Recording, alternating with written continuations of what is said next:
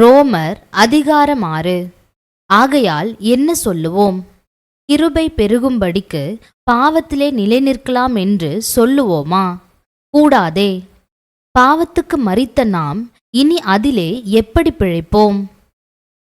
கிறிஸ்து இயேசுவுக்குள்ளாக ஞானஸ்நானம் பெற்ற நாம் அனைவரும் அவருடைய மரணத்துக்குள்ளாக ஞானஸ்நானம் பெற்றதை அறியாமல் இருக்கிறீர்களா? மேலும் பிதாவின் மகிமையினாலே கிறிஸ்து மரித்தோரிலிருந்து எழுப்பப்பட்டது போல நாமும் புதிதான ஜீவன் உள்ளவர்களாய் நடந்து கொள்ளும் படிக்கு அவருடைய மரணத்திற்குள்ளாக்கும் ஞான ஸ்நானத்தினாலே கிறிஸ்துவுடனே கூட அடக்கம் பண்ணப்பட்டோம். ஆதலால் அவருடைய மரணத்தின் சாயலில் நாம் இணைக்கப்பட்டவர்களானால் அவர் உயிர்த்தெழுதலின் சாயலிலும் இணைக்கப்பட்டிருப்போம். நாம் இனி பாவத்துக்கு ஊழியம் செய்யாதபடிக்கு பாவ சரீரம் ஒழிந்து போகும் பொருட்டாக நம்முடைய பழைய மனுஷன் அவரோடே கூட சிலுவையில் அறையப்பட்டதென்று அறிந்திருக்கிறோம். மரித்தவன் பாவத்துக்கு நீங்கி விடுதலையாக்கப்பட்டிருக்கிறானே. ஆகையால் கிறிஸ்துவுடனே கூட நாம் மரித்தோமானால் அவருடனே கூட பிழைத்தும் இருப்போம் என்று நம்புகிறோம். மரித்தோரிலிருந்து எழுந்த கிறிஸ்து இனி மரிப்பதில்லை என்று அறிந்திருக்கிறோம். மரணம் இனி அவரை ஆண்டு கொள்வதில்லை. அவர் மரித்தது பாவத்திற்கென்று ஒரே தரம் மரித்தார். அவர் பிழைத்திருக்கிறது தேவனுக்கென்று பிழைத்திருக்கிறார். அப்படியே நீங்களும் உங்களை பாவத்திற்கு மரித்தவர்களாகவும் நம்முடைய கர்த்தராகிய இயேசு கிறிஸ்துவுக்குள் தேவனுக்கென்று பிழைத்திருக்கிறவர்களாகவும் எண்ணிக்கொள்ளுங்கள். ஆகையால் நீங்கள் சரீர இச்சைகளின்படி பாவத்திற்கு கீழ்ப்படியத்தக்கதாக சாவுக்கேதுவான உங்கள் சரீரத்தில் பாவம் ஆளாதிருப்பதாக.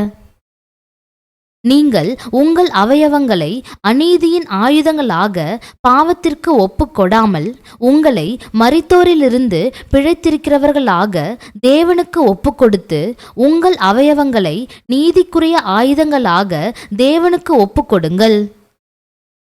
நீங்கள் நியாய பிரமாணத்திற்கு கீழ்ப்பட்டிராமல் கிருபைக்கு கீழ்ப்பட்டிருக்கிறபடியால் பாவம் உங்களை மேற்கொள்ள மாட்டாது. இதனால் என்ன?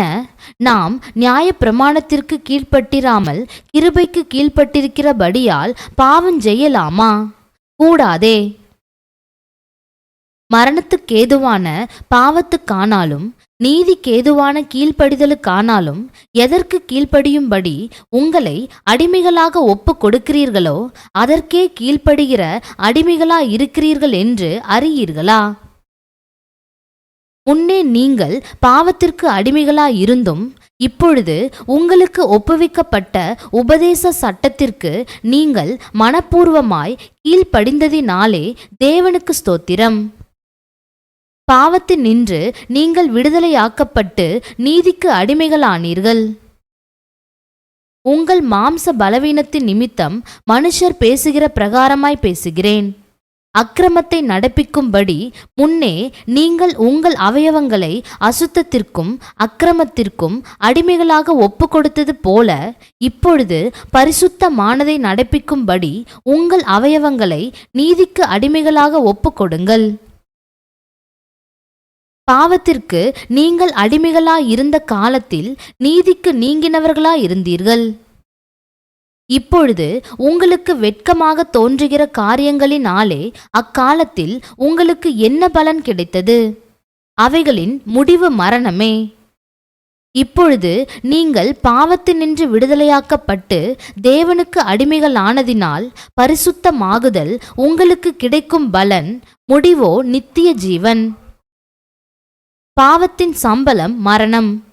தேவனுடைய கிருபை வரமோ நம்முடைய கர்த்தராகிய இயேசு கிறிஸ்துவினால் உண்டான நித்திய ஜீவன். அதிகாரம் 7. நியாய பிரமாணத்தை அறிந்திருக்கிறவர்களுடனே பேசுகிறேன். சகோதரரே, ஒரு மனுஷன் உயிரோடு இருக்கும் அளவும் நியாய பிரமாணம் அவனை ஆளுகிறதென்று அறியாமல் இருக்கிறீர்களா? அதெப்படி என்றால், புருஷனையுடைய ஸ்திரீ தன் புருஷன் உயிரோடு இருக்கும் அளவும் நியாய பிரமாணத்தின்படியே அவனுடைய நிபந்தனைக்கு உட்பட்டிருக்கிறாள். புருஷன் மரித்த பின்பு புருஷனை பற்றிய பிரமாணத்தினின்று விடுதலையாயிருக்கிறாள். ஆகையால் புருஷன் உயிரோடிருக்கையில் அவள் வேறொரு புருஷனை விவாகம் பண்ணினால் விபசாரி எண்ணப்படுவாள். புருஷன் மரித்த பின்பு அவள் அந்த பிரமாணத்தினின்று விடுதலையானபடியால் வேறொரு புருஷனை விவாகம் பண்ணினாலும் விபசாரி அல்ல. அப்படி போல என் சகோதரரே, நீங்கள் மரித்தோரிலிருந்து எழுந்த கிறிஸ்து என்னும் வேறொருவருடையவர்களாகி தேவனுக்கென்று கனி கொடுக்கும்படி கிறிஸ்துவின் சரீரத்தினாலே நியாய பிரமாணத்துக்கு மரித்தவர்களானீர்கள். நாம் மாம்சத்திற்கு உட்பட்டிருந்த காலத்தில் நியாய பிரமாணத்தினாலே தோன்றிய பாவ இச்சைகள் மரணத்திற்கு ஏதுவான கனிகளை கொடுக்கத்தக்கதாக நம்முடைய அவயவங்களிலே பலன் செய்தது. இப்பொழுதோ நாம் பழமையான எழுத்தின்படியல்ல, புதுமையான ஆவியின்படி ஊழியம் செய்யத்தக்கதாக நம்மை கட்டியிருந்த நியாய பிரமாணத்துக்கு நாம் மரித்தவர்களாகி அதினின்று விடுதலையாக்கப்பட்டிருக்கிறோம். ஆகையால் என்ன சொல்லுவோம்? நியாய பிரமாணம் பாவமோ? அல்லவே. பாவம் இன்னதென்று நியாய பிரமாணத்தினால் நான் அறிந்தேனே அன்றி மற்றபடி அறியவில்லை. இச்சையாதிருப்பாயாக என்று நியாயப்பிரமாணம் சொல்லாதிருந்தால் இச்சை பாவம் என்று நான் அறியாமலிருப்பேனே.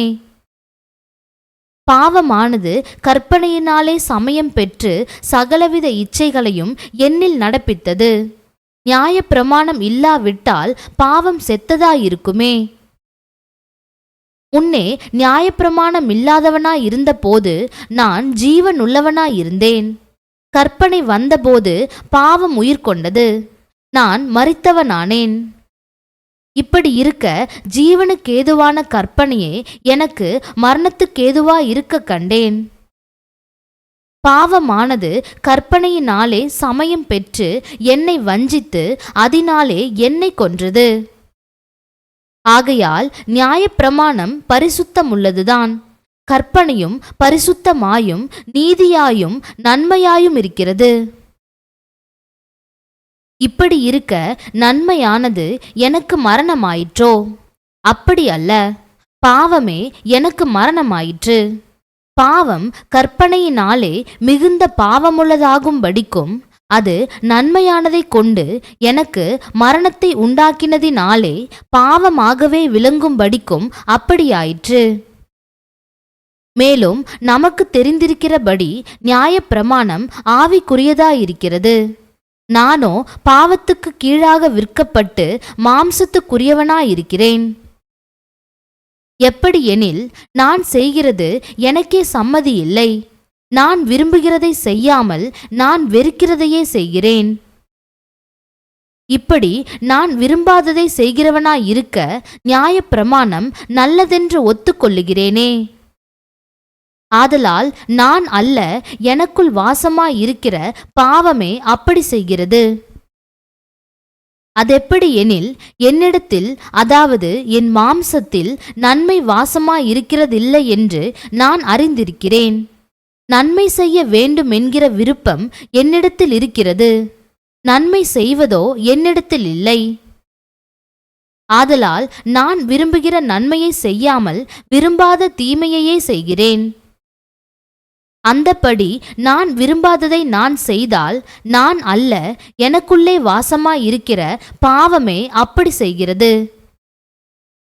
ஆனபடியால் நன்மை செய்ய விரும்புகிற என்னிடத்தில் தீமையுண்டென்கிற ஒரு பிரமாணத்தை காண்கிறேன். உள்ளான மனுஷனுக்கேற்றபடி தேவனுடைய நியாய பிரமாணத்தின் மேல் பிரியமாயிருக்கிறேன்.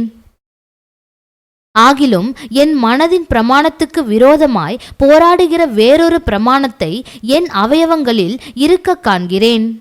அது என் அவயவங்களில் உண்டாயிருக்கிற பாவ பிரமாணத்துக்கு என்னை சிறையாக்கிக் கொள்ளுகிறது. நிர்பந்தமான மனுஷன் நான்.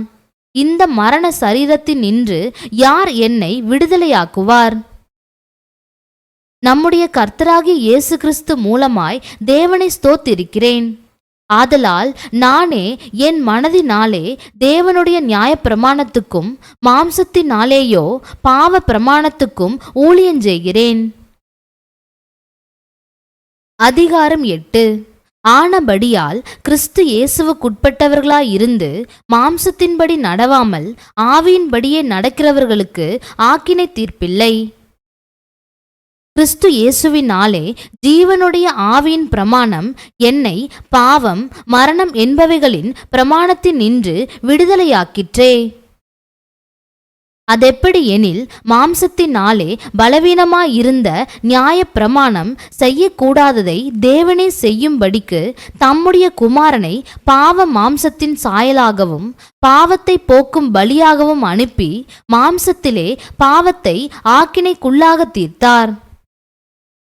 மாம்சத்தின்படி நடவாமல் ஆவியின்படி நடக்கிற நம்மிடத்தில் நியாய பிரமாணத்தின் நீதி நிறைவேறும்படிக்கே அப்படி செய்தார். அன்றியும் மாம்சத்தின்படி நடக்கிறவர்கள் மாம்சத்துக்குரியவைகளை சிந்திக்கிறார்கள், ஆவியின்படி நடக்கிறவர்கள் ஆவிக்குரியவைகளை சிந்திக்கிறார்கள். மாம்ச சிந்தை மரணம், ஆவியின் சிந்தையோ ஜீவனும் சமாதானமுமாம். எப்படி என்றால் மாம்ச சிந்தை தேவனுக்கு விரோதமான பகை. அது தேவனுடைய நியாய பிரமாணத்துக்கு கீழ்ப்படியாமலும் கீழ்ப்படிய கூடாமலும் இருக்கிறது. மாம்சத்துக்குட்பட்டவர்கள் தேவனுக்கு பிரியமாயிருக்க மாட்டார்கள்.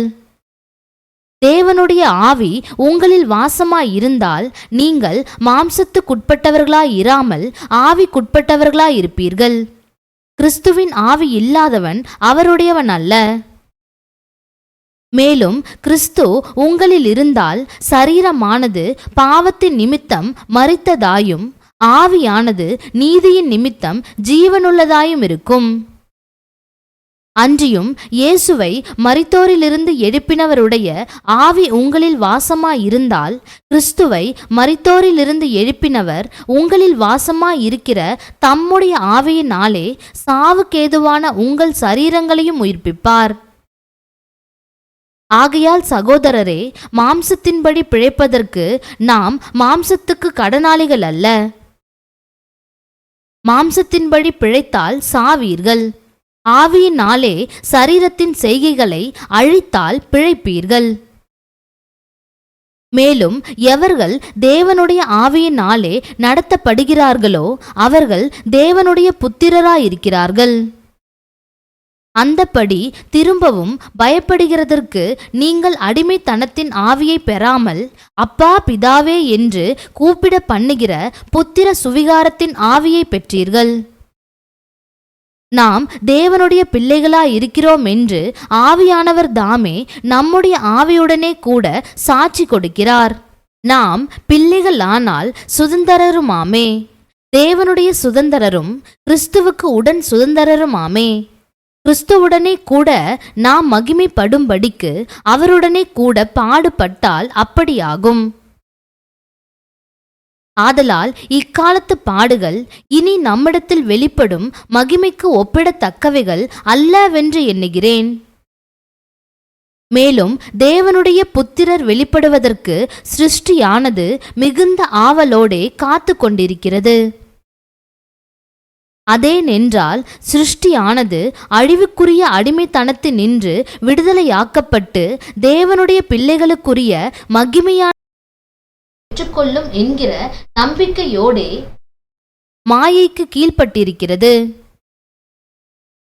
ஆகையால் நமக்கு தெரிந்திருக்கிறபடி இதுவரைக்கும் சர்வ சிருஷ்டியும் ஏகமாய் தவித்து பிரசவ வேதனைப்படுகிறது. அதுவும் அல்லாமல் ஆவியின் முதற் பலன்களை பெற்ற நாமும் கூட நம்முடைய சரீர மீட்பாகிய புத்திர சுவிகாரம் வருகிறதற்கு காத்திருந்து நமக்குள்ளே தவிக்கிறோம். அந்த நம்பிக்கையினாலே நாம் ரட்சிக்கப்பட்டிருக்கிறோம். காணப்படுகிறதை நம்புகிறது நம்பிக்கை அல்ல.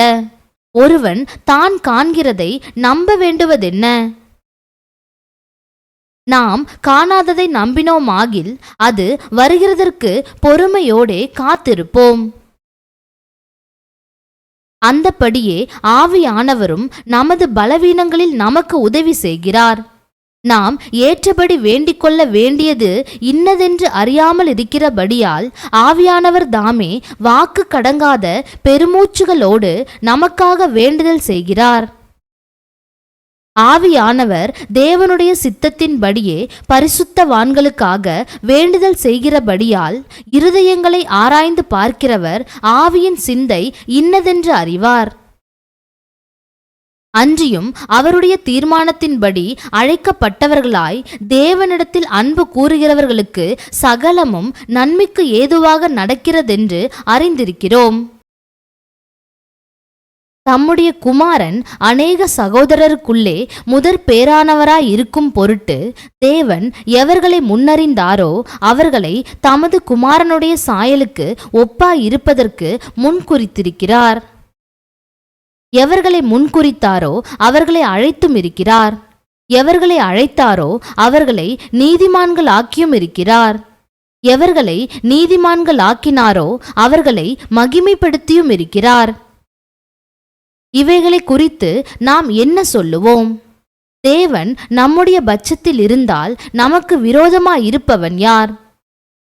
தம்முடைய சொந்த குமாரன் என்றும் பாராமல் நம் எல்லாருக்காகவும் அவரை ஒப்பு கொடுத்தவர் அவரோடே கூட மற்ற எல்லாவற்றையும் நமக்கு அருளாதிருப்பதெப்படி? தேவன் தெரிந்து கொண்டவர்கள் மேல் குற்றஞ்சாட்டுகிறவன் யார்? தேவனே அவர்களை நீதிமான்களாக்குகிறவர். ஆக்கினைக்குள்ளாக தீர்க்கிறவன் யார்? கிறிஸ்துவே மரித்தவர், அவரே எழுந்தும் இருக்கிறவர், அவரே தேவனுடைய வலது பாரிசத்திலும் இருக்கிறவர், நமக்காக வேண்டுதல் செய்கிறவரும் அவரே.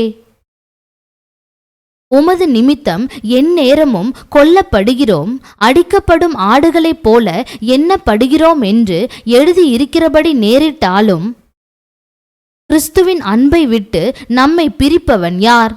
உபத்திரவமோ, வியாகுலமோ, துன்பமோ, பசியோ, நிர்வாணமோ, நாசமோசமோ, பட்டயமோ, இவை எல்லாவற்றிலேயும் நாம் நம்மில் அன்பு கூறுகிறவராலே முற்றும் ஜெயம் கொள்ளுகிறவர்களாயிருக்கிறோமே. மரணமானாலும் ஜீவனானாலும் தேவதூதர்கள் ஆனாலும் அதிகாரங்கள் ஆனாலும் வல்லமைகள் ஆனாலும் நிகழ்காரியங்கள் ஆனாலும் வருங்காரியங்கள் ஆனாலும் உயர்வானாலும் தாழ்வானாலும் வேறெந்த சிருஷ்டி ஆனாலும் நம்முடைய கர்த்தராகிய கிறிஸ்து இயேசுவிலுள்ள தேவனுடைய அன்பை விட்டு நம்மை பிரிக்க மாட்டாதென்று நிச்சயித்திருக்கிறேன். அதிகாரம் 9. எனக்கு மிகுந்த துக்கமும் இடைவிடாத மனவேதனையும் உண்டாயிருக்கிறது. நான் சொல்லுகிறது பொய் அல்ல, கிறிஸ்துவுக்குள் உண்மையை சொல்லுகிறேன் என்று பரிசுத்த ஆவிக்குள் என் மனசாட்சியும் எனக்கு சாட்சியாயிருக்கிறது. மாம்சத்தின்படி என் இனத்தாராகிய என் சகோதரருக்கு பதிலாக நானே கிறிஸ்துவை விட்டு சபிக்கப்பட்டவனாக வேண்டுமென்று விரும்புவேனே. அவர்கள் இஸ்ரவேலரே. புத்திர சுவிகாரமும் மகிமையும் உடன்படிக்கைகளும் நியாயப்பிரமாணமும் தேவ ஆராதனையும் வாக்கு தத்தங்களும் அவர்களுடையவைகளே. பிதாக்கள் அவர்களுடையவர்களே. மாம்சத்தின்படி கிறிஸ்துவும் அவர்களில் பிறந்தாரே. இவர் என்றென்றைக்கும் ஸ்தோத்திரிக்கப்பட்ட சர்வத்திற்கும் மேலான தேவன். ஆமேன். தேவ வசனம் அவமாய் போயிற்றென்று சொல்லக்கூடாது. ஏனென்றால் இஸ்ரவேல் வம்சத்தார் எல்லோரும் இஸ்ரவேலர் அல்லவே. அவர்கள் ஆபிரகாமின் சந்ததியாரானாலும் எல்லோரும் பிள்ளைகள் அல்லவே. ஈசாக்கினிடத்தில் உன் சந்ததி விளங்கும் என்று சொல்லி இருக்கிறதே. அதெப்படி என்றால் மாம்சத்தின்படி பிள்ளைகள் ஆனவர்கள் தேவனுடைய பிள்ளைகள் அல்ல. வாக்கு தத்தத்தின்படி பிள்ளைகள் ஆனவர்களே அந்த சந்ததி என்றெண்ணப்படுகிறார்கள். அந்த வாக்கு தத்தமான வார்த்தையாவது, குறித்த காலத்திலே வருவேன், அப்பொழுது சாராள் ஒரு குமாரனை பெறுவாள் என்பதே. இதுவும் அல்லாமல் நம்முடைய பிதாவாகிய ஈசாக்கு என்னும் ஒருவனாலே ரெபெக்காள் கர்ப்பவதியான போது பிள்ளைகள் இன்னும் பிறவாமலும் நல்வினை தீவினை ஒன்றும் செய்யாமலும் இருக்கையில் தேவனுடைய தெரிந்து கொள்ளுதலின்படி இருக்கிற அவருடைய தீர்மானம் கிரியைகளினாலே நிலை நிற்காமல் அழைக்கிறவராலே நிலை நிற்கும்படிக்கு மூத்தவன் இளையவனுக்கு ஊழியன் செய்வான் என்று அவளுடனே சொல்லப்பட்டது. அப்படியே யாக்கோபை சிநேகித்து ஏசாவை வெறுத்தேன் என்றும் எழுதியிருக்கிறது. ஆகையால் நாம் என்ன சொல்லுவோம்? தேவனிடத்திலே அநீதி உண்டென்று சொல்லலாமா? சொல்லக்கூடாதே. அவர் மோசேயை நோக்கி, எவன் மேல் இரக்கமாயிருக்க சித்தமாயிருப்பேனோ அவன் மேல் இரக்கமாயிருப்பேன், எவன் மேல் உருக்கமாயிருக்க சித்தமாயிருப்பேனோ அவன் மேல் உருக்கமாயிருப்பேன் என்றார். ஆகையால் விரும்புகிறவனாலும் அல்ல, ஓடுகிறவனாலும் அல்ல, இறங்குகிற தேவனாலேயாம். மேலும் என்னுடைய வல்லமையை உன்னிடத்தில் காண்பிக்கும்படியாகவும் என்னுடைய நாமம் பூமியில் எங்கும் பிரஸ்தாபமாகும்படியாகவும் உன்னை நிலைநிறுத்தினேன் என்று பார்வோனுடனே சொன்னதாக வேதத்தில் சொல்லி இருக்கிறது.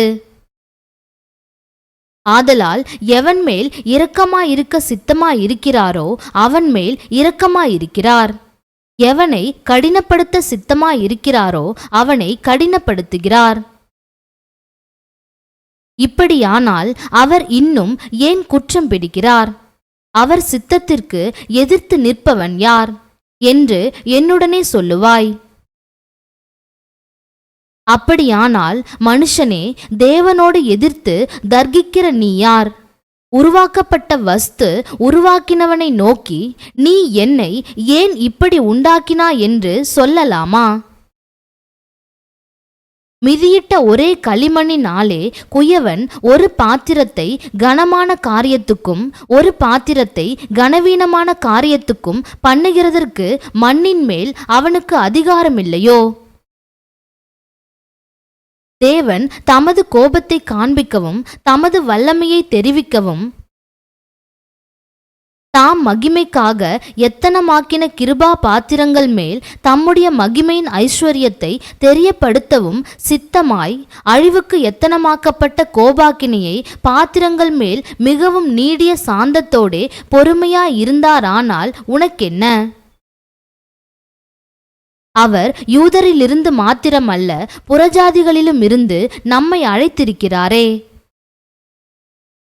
அந்தப்படி எனக்கு ஜனங்கள் அல்லாதவர்களை என்னுடைய ஜனங்கள் என்றும் சிநேகிக்கப்படாதிருந்தவளை சிநேகிக்கப்பட்டவள் என்றும் சொல்லி அழைப்பேன். நீங்கள் என்னுடைய ஜனங்கள் அல்லவென்று அவர்களுக்கு சொல்லப்பட்ட இடத்திலே அவர்கள் ஜீவனுள்ள தேவனுடைய பிள்ளைகள் எண்ணப்படுவார்கள் என்று ஓசியாவின் தீர்க்க தரிசனத்தில் சொல்லியிருக்கிறது. அல்லாமலும் இஸ்ரவேல் புத்திரருடைய லக்கம் சமுத்திரத்தின் மணலத்தனையா இருந்தாலும் மீதியா இருப்பவர்கள் மாத்திரம் இரட்சிக்கப்படுவார்கள் என்றும்,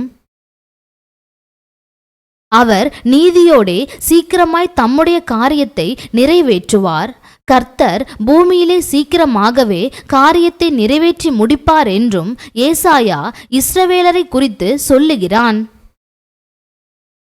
அல்லாமலும் ஏசாயா முன்னே சொன்னபடி சேனைகளின் கர்த்தர் நமக்குள்ளே ஒரு சந்ததியை மீதியாக வைக்காதிருந்தாரானால் நாம் சோதோமை போலாகி கொமோராவுக்கு ஒத்திருப்போம். இப்படி இருக்க நாம் என்ன சொல்லுவோம்? நீதியை தேடாத புறஜாதியார் நீதியை அடைந்தார்கள், அது விசுவாசத்தின் நாளாகும் நீதியே. நீதி பிரமாணத்தை தேடின இஸ்ரவேலரோ நீதி பிரமாணத்தை அடையவில்லை. எண்ணத்தினால் என்றால் அவர்கள் விசுவாசத்தினாலே அதை தேடாமல் நியாயப்பிரமாணத்தின் கிரியைகளினாலே தேடினபடியால் அதை அடையவில்லை. இடறுதற்கான கல்லில் இடறினார்கள். இதோ இடறுதற்கான கல்லையும் தவறுதற்கான கண்மலையையும் சீயோனில் வைக்கிறேன். அவரிடத்தில் விசுவாசமாய் இருப்பவன் எவனோ அவன் வெட்கப்படுவதில்லை என்று எழுதியிருக்கிறபடி ஆயிற்று. அதிகாரம் 10. சகோதரரே, இஸ்ரவேலர் ரட்சிக்கப்பட வேண்டும் என்பதே என் இருதயத்தின் விருப்பமும் நான் தேவனை நோக்கி செய்யும் விண்ணப்பமுமாயிருக்கிறது. தேவனை பற்றி அவர்களுக்கு வைராகியம் உண்டென்று அவர்களை குறித்து சாட்சி சொல்லுகிறேன். ஆகிலும் அது அறிவுக்கேற்ற வைராகியம் அல்ல.